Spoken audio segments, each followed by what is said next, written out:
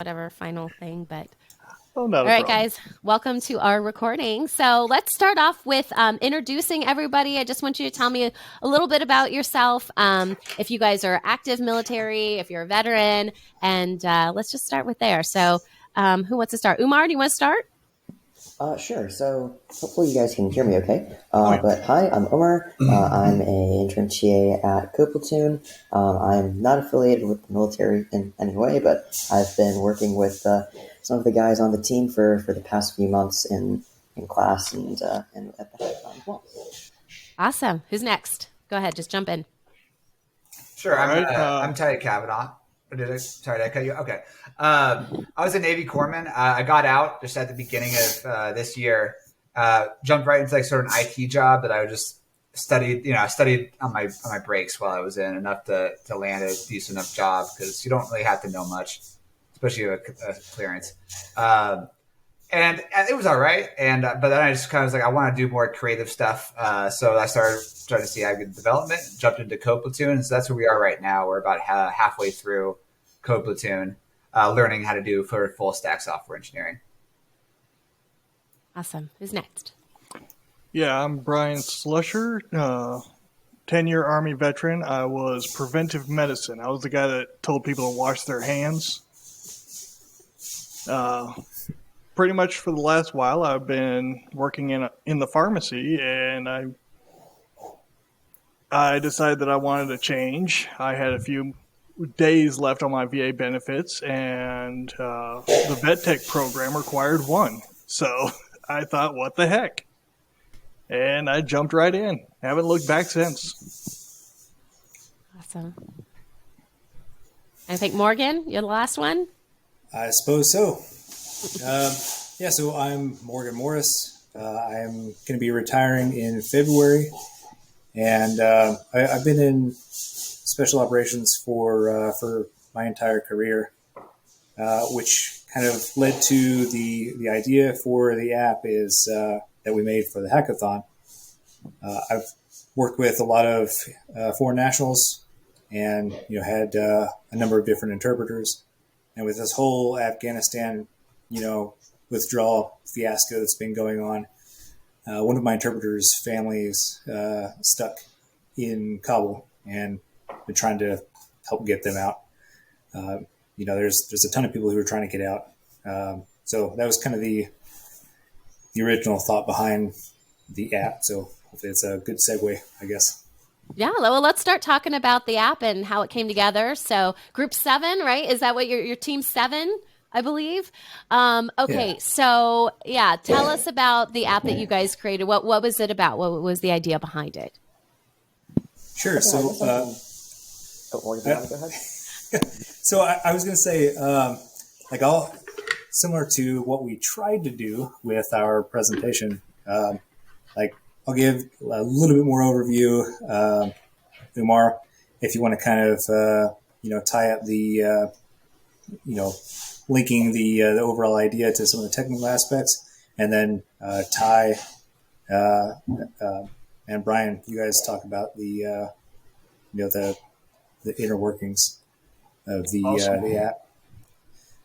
So the idea was essentially a way to authenticate and securely communicate with people overseas. So one of the bigger problems that I've been seeing with folks in Afghanistan is, there's a whole bunch of people in the United States who have worked with Afghans, and so we've got that two-way communication still going on. And so we all take that information about those families that we're trying to help. We pass that along to God knows how many people to try and help them in one way or another. And then the folks overseas start getting emails. And we are finding that very often there are emails or text messages sent that are phony. It's Taliban who are sending the messages saying, hey, we're with the, a foreign aid organization, and we need you to go to this place at this time. And they show up and they get rounded up, and, very bad things happen, right? So we wanted to have a way to authenticate who they're talking to. So with that backstory, I'm going to pass this off to Umar. Thanks, Mark. So yeah, basically our project, which is called SecureAid, allows people, whether on the ground or organizations or affected individuals, to establish secure lines of communication with essentially people who can help them get out of whatever situation they're in. So our platform can be used basically for any conflict anywhere in the world. It's not necessarily localized, which is one of the best things about it. So how SecureAid works is that we use a centralized database. Ooh, that was weird. Okay, apparently my computer decided to glitch. So SecureAid uses a centralized database of individuals, again, both in terms of people who are on the ground, people who are being affected, and organizations, and essentially creates one-on-one communications channels between our trusted individuals, such as members of aid organizations or say people who know people in Afghanistan or other such countries, etc. Basically, trusted individuals with the vulnerable people who are trying to help. And then over time, as these one-on-one secure channels get used more, we can get more information about the specific needs and conditions of the people who need our help. So for example, if let's say you're connecting with a family in Afghanistan and they need like specific medical assistance, when we get that request, somebody who knows about that family would come to SecureAid and tell us, hey, we know these people on the ground. We need to find a way to get them medical aid, and so we would connect them with somebody who we know from, say, America, who runs a medical aid organization. And then they would get in touch using that one-on-one secure channel with the individual on the ground.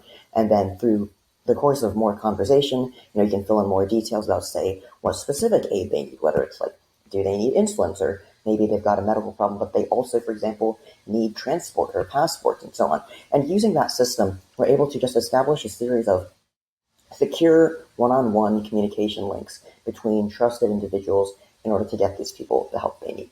And with that, I will pass it off to Tynan to talk about how our system works.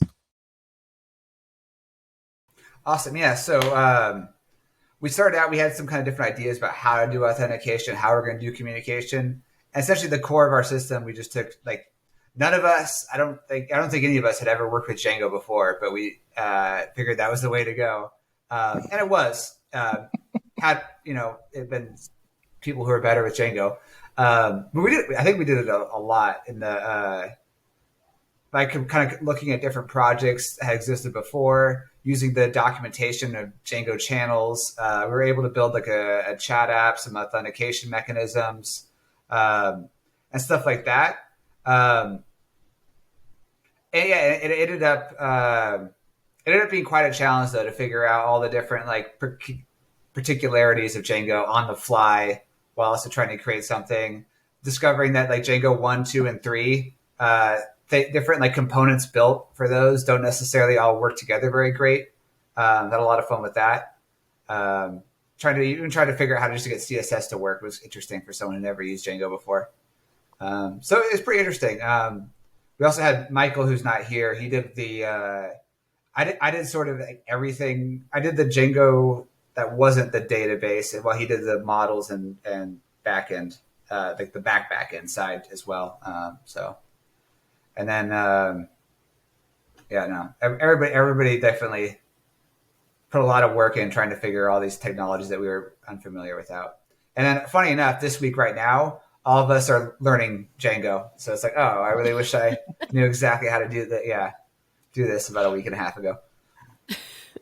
One other thing that should be mentioned is we also had a graded assessment that same weekend that we did the hackathon. So it was a long weekend.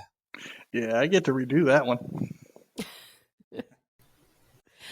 All right. So how did you guys determine who was going to work on what? I mean, now you guys are doing this other class. So give me a little bit of background. You guys kind of know each other from doing this. Does everyone know each other, or did you guys know each other prior to the hackathon?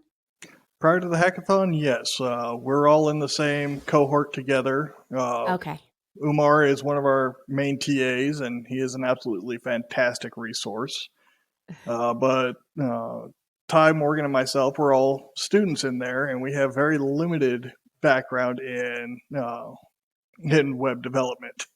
So it was actually fun to see exactly where we stand at this point in our learning. It was kind of a test, right? Pretty much. Level. It was fun.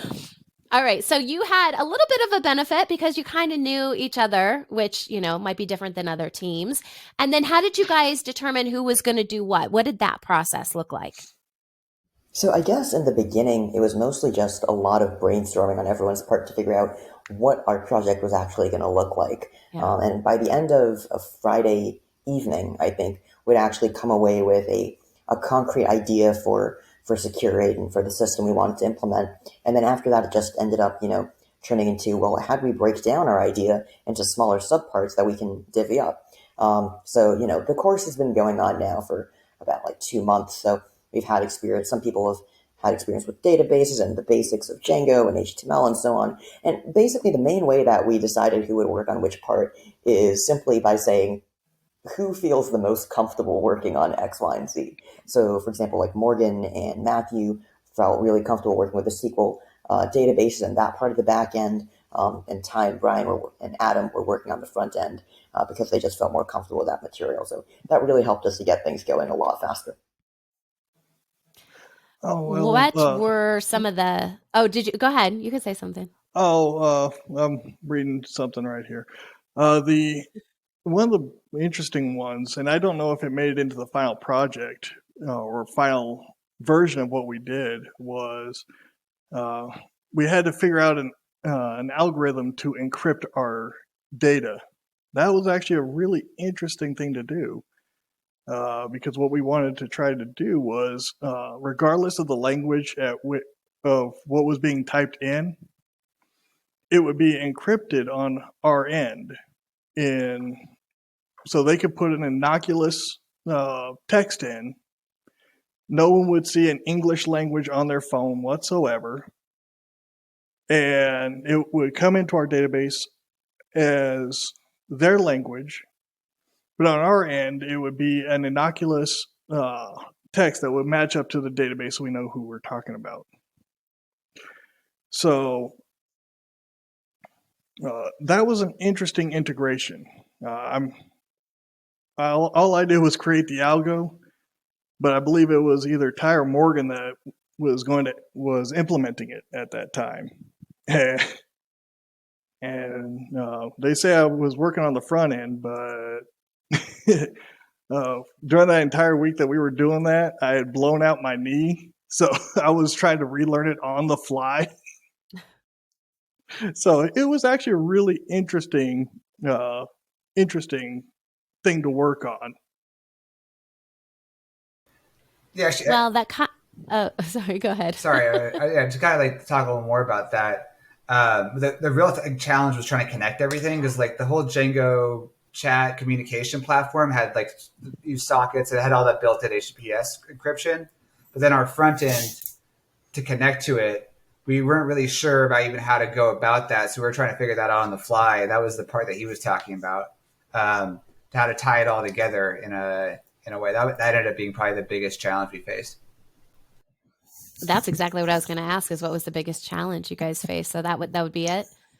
Well, also the simple fact that all my teammates were working on Linux or Apple, and here I am on a Windows machine trying to run a bin to run their virtual environments and just getting errors all over the place.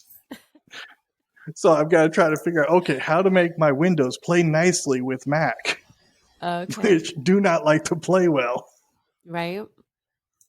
Yeah, I think just going off of what Brian was saying, the partial compatibility between the different operating systems that everyone was using did make it a very interesting experience. But I will say that, for pretty much all of Sunday right until deadline, the main thing that we were, as a group, we were all focusing on was how to integrate all of our different parts together, which I personally feel was one of the most valuable learning experiences out of the hackathon, just learning how to connect up everything. But at the same time, as previously mentioned, it definitely was one of the most challenging parts, and something that we're hoping to expand on in future iterations. Well, like I was telling you guys during that Sunday, it's good to get to this troubleshooting now, because we've got a group project that has to come up in January.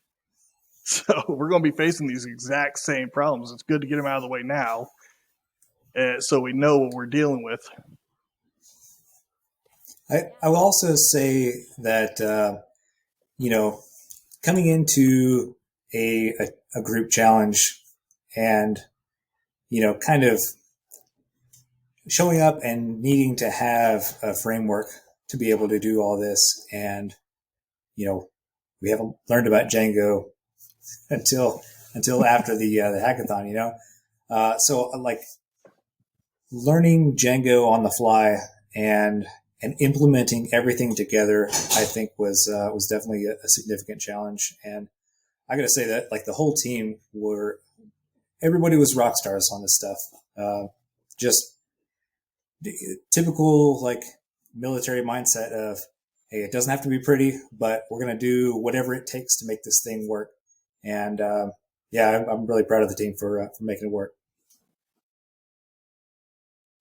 Was there anything that kind of surprised you guys as far as, you're overcoming obstacles right and left? I'm sure there's stuff that pops up. You're under, a time limit, all the stuff that comes with just being part of a hackathon. Was there anything else in particular you guys learned, or were you surprised that certain things happened the way they did? Did you have anything, were you lucky at any point? I mean, did you have any kind of experiences like that? Personally, I feel like the main thing that I and I'm sure the rest of the team were surprised by the end was that in literally less than 3 days, we had gone from, just the basic idea that we were going to work on something to a working, nearly finished product. And, having gone through like the brainstorming process and debugging and coming up with different ideas and so on, that I think just like seeing how much we were able to get done in such a short amount of time, and with such high quality work to boot, that I think was probably one of the coolest things about the hackathon. I was happily surprised at how good the other teams' presentations were. Whenever, and I know we were guilty of this too, looking at the initial sheet of, hey, this team is doing this project or whatever. The descriptions that were given were pretty bland. And whenever it came time for the actual end presentation, like, man, those teams had some awesome presentations. And, our team did not place, but I don't feel bad about that at all because, there was some really high quality stuff. So what happens now? What happens with the app now? So right now, we're not really sure. We're hoping to work together and develop it into something more coherent, more cohesive, and ideally something marketable in the near future. We're thinking about maybe working together to make this into our course final project. But regardless, the app will persevere and continue on in some form, and we're looking forward to it. Yeah, awesome. Anybody else have anything they want to add? Yeah, I mean, this was definitely a really fun project. But ideally, we want to actually be able to help folks. And, this is certainly a very possible way to do that. And so, the hope is that we can take this to market and actually make an impact in people's lives. I think that'd be pretty awesome. Yeah. It all came from a hackathon. And this is the first time you guys have done hackathons, I think you said? No? Yes. For me, yeah. That's awesome. So you never know, right? A little bit of pressure is good. Walk away with this great idea. Awesome, guys. Well, thanks for being part of the hackathon. We appreciate it. Thank you for having us. It was a lot of fun. Thank you. Okay, stay where you're at.